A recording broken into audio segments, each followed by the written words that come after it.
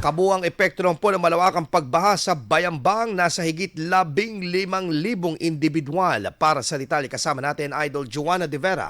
104.7 IFM Report.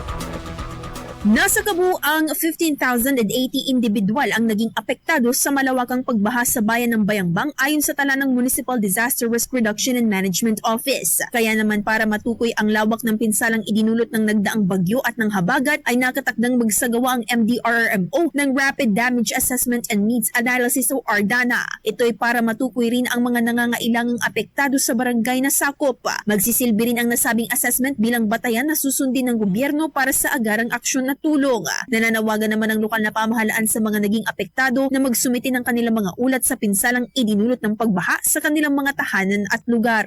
Sa kabilang banda, bukod sa Bayambang ay kasalukuyan na rin isinasagawa ang RDANA sa bahagi ng Alaminos City. Kasama mo na dito sa IFM Dagupan, ito si Idol Joanna De Vera, Tatak IFM. IFM News. IFM News. IFM News.